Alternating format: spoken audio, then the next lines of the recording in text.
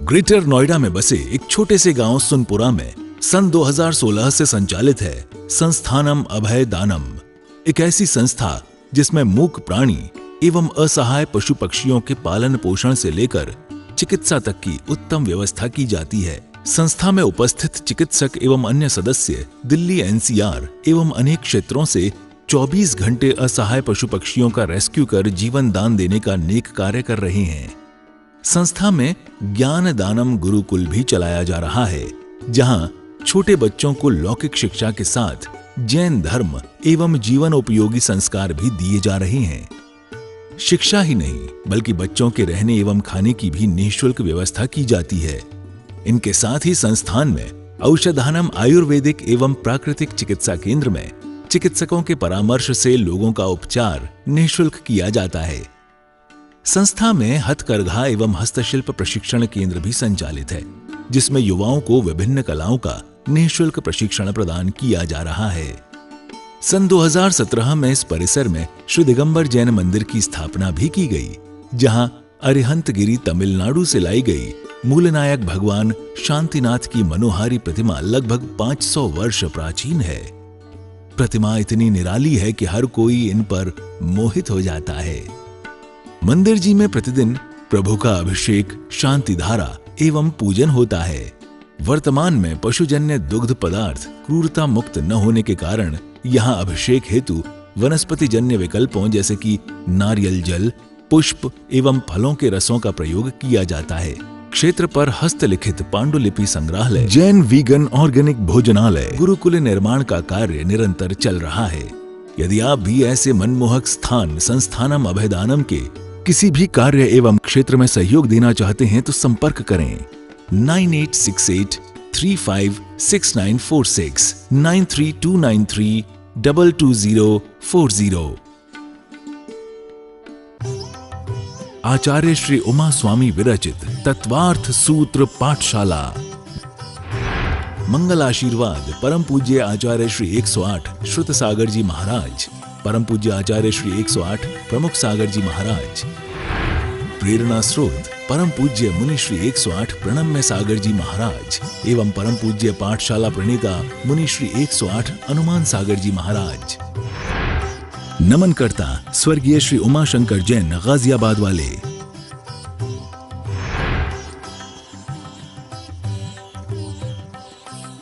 चक्षु दर्शन, नेत्र से दर्शन किया, ज्ञान होने से पहले अचक्षु दर्शन, नेत्र के अलावा अन्य जो 4 इंद्रियां रह गईं, और मन से जो दर्शन हुआ अवधि दर्शन, जो भूत भविष्य वर्तमान का जो सामने वर्तमान में नहीं दिख रहा है, अवधि ज्ञान से जो दर्शन होना था तो वाला किया। उसके बाद केवल दर्शन में उपयोग लग गया, जिन जीवों को केवल ज्ञान की उत्पत्ति हो गई। उसी प्रकार से ये 4 दर्शन होते हैं। अगला सूत्र हमने क्या देखा था? बहुत ही आसान सूत्र है, बाल बोध में आपने बहुत बार पढ़ा है। संसारिणो मुक्ताश्च, जो संसारी जीव हैं। अभी 2 प्रकार के जीव हमने पहले कई बार बोला है। ये शब्द किस सूत्र से बोला? ये दूसरे अध्याय के 10वें सूत्र में आया है। जो जीव हैं वो 2 प्रकार के होते हैं। सारे जीव मिलाकर, चाहे सिद्ध पर्याय के जीव या जो चतुर्गतियों के जीव हैं। संसारी, मुक्ता माने मुक्त, च माने और, इनके अलावा और भी। तो संसारी में क्या हो गए? जो हमने 4 गतियां देखी थी, मनुष्य, त्रियंच, देव और नारकी। ये चतुर्गतियों में सारे जीव रहते हैं, जो हमें दिखाई देते हैं, हमें पता है। और मुक्त जीव जो हमें शास्त्रों के ज्ञान से पता चले कि जो चतुर्गतियों के दुख से निकल गए, जिनका दोबारा से जीवन मरण नहीं होना, उन्हें क्या बोलते हैं? मुक्त जीव। यहाँ पे हमने मुक्त जीव का लिख दिया था, सिद्ध और अशरीरी। अब कई बार प्रश्न आया कि संसारी का तो लिखवाया नहीं, तो वो भी आप लिख लीजिए। अशरीरी माने अब उनका शरीर नहीं है। सिद्ध माने जो सिद्ध शिला, जो 14 राजू ऊपर का ये पूरा की पूरा 3 लोग है, उसके जो ऊपर सिद्ध शिला है वहां पर जो विराजमान हो जाते हैं। तीसरे अध्याय में पूरा हम 3 लोग का स्वरूप देखेंगे। सिद्ध जीव कहाँ रहते हैं, संसारी जीव कहाँ रहते हैं, तो तो और अच्छे से आपको समझ में आ जाएगा। संसारी जीव माने जो संसार में हैं, है ना, चारों गतियों के जीव, इन सबको क्या बोलते हैं? संसारी जीव कहते हैं, जो जन्म मरण के दुखों को भोग रहे हैं।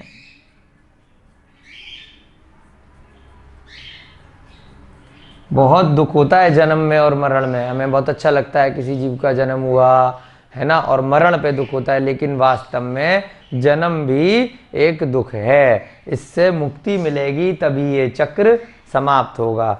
जो जन्म मरण के दुखों को ये सब संसारी हो गए, और मुक्त जीव कौन से हो गए? सिद्ध जीव हो गए, जो जन्म मरण के दुख से मुक्त हो गए। मुक्त का मतलब जो जन्म मरण से मुक्त, यानी कि फ्री हो गए। अब उनका जन्म और मरण नहीं होना।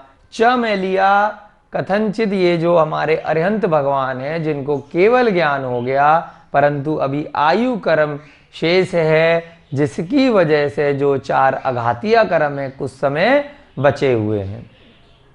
तो जन्म मरण से तो मुक्त हो गए वो, क्योंकि अब दोबारा जन्म नहीं होना, उनका मोक्ष गमन कंफर्म हो गया, पक्का हो गया। लेकिन जब तक वो वहां सिद्धशिला पर नहीं गए, शरीर अभी उनके साथ जुड़ा हुआ है, तो क्या हुआ? उस समय वो संसारी हैं और जन्म मरण से दुखों से मुक्त हो गए, तो इसीलिए उस दृष्टि से वो मुक्त हैं।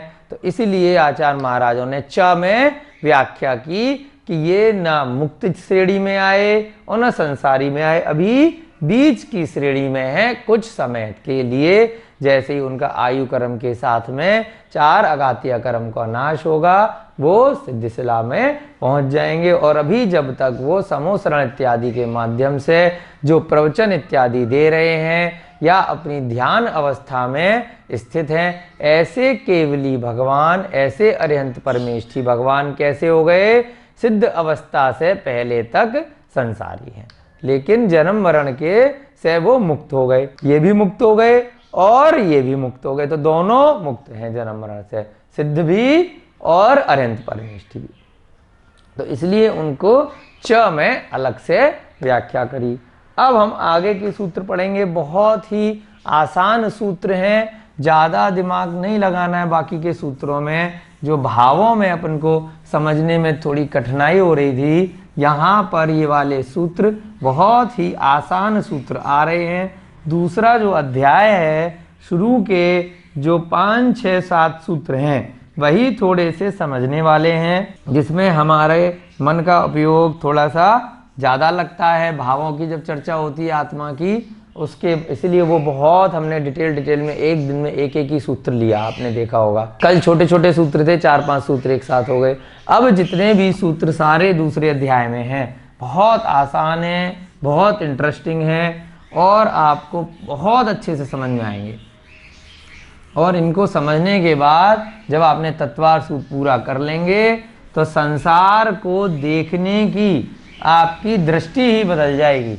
आपके अंदर से आप स्वतः देखिएगा कि किस प्रकार से आपकी कषाएं कम हो रही हैं। आप अगर पहले कभी कृष्ण नील कापोत लेश्या में थे, तो धीरे धीरे तत्वार सूत्र के अध्ययन के बाद आपकी लेश्या स्वतः कब चेंज हो गई, कब उसमें परिवर्तन आ गया, आप स्वयं भी अनुभूति करेंगे, आपके आसपास के परिवार के मित्र लोग भी अनुभूति करेंगे। तो तत्वार सूत्र को अच्छे से पढ़ने का बहुत प्रभाव होता है आपकी जीवन शैली में, आप ये बात मान के चलिएगा। तो इसलिए बहुत अच्छे से इसको पढ़िए और जितना पढ़ रहे हैं अपने ज्ञान में, अपने आचरण में भी उसकी जो सीख है उसको उतारने का यथासंभव प्रयास करिए। हम सबकी यही भावना है। चलिए आगे बढ़ते हैं। 11वां सूत्र, बहुत आसान सूत्र है, आप लोगों ने बहुत बार सुना होगा। समनस्का मनस्काः, समनस्का मनस्काः। क्या मतलब हुआ भाई? 2 बार मनस्का मनस्का लिखा हुआ है। अब जब हिंदी करेंगे तो आप कहेंगे ये तो मुझे आता है, मैंने बहुत बार सुना है। समनस्क, संधि विच्छेद किया तो क्या बना? समनस्क। यहां से आ का डंडा इधर ले लिया तो क्या बन गया? अमनस्का। क्या मतलब हुआ? समनस्क। मनस्क माने होता है मन। जो 5 इंद्रिया और मन हम बार बार बोलते हैं, छठी इंद्रिय को, यानी कि मन से ही हम क्या है जान रहे हैं, देख रहे हैं, किसी चीज को समझ रहे हैं। तो मनुष्य के साथ में एक विशेष हमें एडवांटेज एक मिलती है, हमें लाभ मिलता है। मनुष्य गति में मन होता है। कुछ ऐसे त्रियंच गति के जीव हैं, छोटे छोटे कीड़े मकोड़े इत्यादि, मच्छर मक्खी, उन विचारों के मन नहीं होता। वो स्वभाव से ही, पहले ही बताया था कि चींटी स्वभाव से एक लाइन में चल रही है। उसको जो भी चीज़ मिल गई वो दिमाग नहीं लगा पाती, ये खाने की है कि नहीं खाने की है, यहाँ जाना है कि नहीं जाना है। कई बार आपने देखा होगा कुछ मीठा डाला है ना, और वो लिक्विड वाला था, और फिर भी चींटी उसमें चली गई, और उसके बाद उसी में चींटे चेटा जो थे वही वहीं फंस के रह गए, निकल ही नहीं पा रहे हैं, वही मरण को प्राप्त कर लिया। कहीं जल था, जल को पास में चली गई चींटी अपने आप से, और उसी में डूब रही है, नहीं निकल पा रही है, तो स्वभाव से जा रही है और वहीं मरण को प्राप्त हो जाती है। तो ऐसे ही मच्छर मक्खी इत्यादि होते हैं, कई बार गलत जगह चले जाते हैं, वहाँ मर जाते हैं, क्योंकि वो मन नहीं लगा पाते कि क्या सही है क्या गलत है। वो स्वभाव से ही बहुत सारी गतियाँ, बहुत सारी परिणति करते हैं। तो मन सहित माने समनस्का, और यहां से अ ले लिया माने अमनस्का। इधर जो हुए वो कौन से हुए? जिनके मन है, जो सही गलत में भेद कर सकते हैं। गुण, जो शास्त्रों में इसके व्याख्या आई, जो गुण और दोषों में परीक्षण कर सकते हैं, विचार कर सकते हैं कि ये वस्तु गर्म है या ये ठंडी है, हमें गर्म को छूना है या नहीं छूना है, ठंडी को छूना है नहीं छूना है। बहुत सारे आपने देखा होगा, आपने एक मोमबत्ती जलाई, मच्छर की स्वभाव होता है कि वो प्रकाश की तरफ आकर्षित होता है। आपने देखा होगा बल्ब पे होता है, लाइट पे होता है रात्रि में, या मोमबत्ती पे होता है, या दीपक पे होता है, स्वभाव से वो बेचारा आकर्षित हो रहा है। और क्या होता है उसके बाद? वहीं मोमबत्ती की लौ में या दीपक की लौ में, या अगर बल्ब बहुत तेज गर्म है तो वहीं जाके उसका मरण हो जाता है, थोड़ी देर बाद ही वहीं फंसा रह जाता है। तो उसको गुण और दोषों का परीक्षण नहीं हो पाता कि यहाँ मेरा इस दीपक की लौ में जाकर के मरण हो जाएगा क्या, क्योंकि वो स्वभाव से उसका है कि आकर्षित हो जाता है गर्माहट देख करके, प्रकाश देख करके। तो गुण और दोषों का परीक्षण नहीं कर पाता। वहीं मनुष्य क्या होता है, एक बार उसे अनुभव हो गया कि ये चीज गर्म है, इससे जो है मुझे कष्ट मिलेगा, दुख मिलेगा, तो वो उससे दूर रहता है। कोई चीज मनुष्य को पता है कि ये चीज मेरे लिए अच्छी है, मेरे लिए फायदे की है, तो वो वहां पर दोबारा जाता है। तो गुण दोषों का परीक्षण कर सकता है। समनस्क और अमनस्क का यही भेद होता है। तो जितने भी संसारी जीव हैं वो किस प्रकार से होते हैं? मन सहित और मन रहित। अब यहां पर इन्होंने एक बार बता दिया संसारिणो मुक्ताश। अब पहले वाले के बारे में यहां बात हो रही है। मुक्त जीवों के मन नहीं होता, जब इंद्रियां ही नहीं होती तो मन का क्या काम है? ये किसकी बात कर रहे हैं हम? समनस्क और अमनस्क संसारी जीवों की। ठीक है, अब इसको लिख सकते हैं हम समनस्क। दूसरा अमनस्क, कहां से क्या बन गया? अमनस्क, कहां से? अमनस्क, यानी कि समनस्क माने मन सहित, जिनके मन है। इनका दूसरा नाम क्या आता है? संगी। आपने बहुत बार सुना होगा संगी या संजी, ज्ञा को हम ज्य भी बोल सकते हैं। और क्या बोलते हैं इसको? कई गाथाओं में सैनी, है ना, सैनी जीव। ऐसे ही अमनस्क, अमनस्क का क्या मतलब है? मन रहित, जिनके मन नहीं है। इंद्रियां तो हैं अपनी अपनी श्रेणी के अनुसार, परंतु मन नहीं है। इसको दूसरे शब्दों में क्या बोलते हैं? असंगी। असंगी का दूसरा नाम क्या है? असैनी। सैनी असैनी आपने कई बार सुना होगा, जो थोड़ा बहुत भी प्रवचन इत्यादि सुने हो, कहीं पर कोई बाल बोध इत्यादि बच्चों की अगर पढ़ी हो, तो समनस्क मन सहित संगी, अमनस्क का माने अमनस्क मन रहित असंगी या असैनी। अब ये किनके प्रकार हैं? संसारी जीवों के। संसारी जीव दो प्रकार के होते हैं।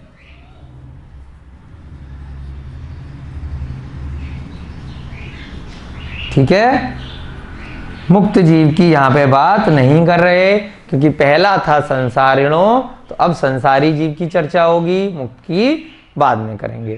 संसारी जीव दो प्रकार के होते हैं, मन सहित और मन रहित।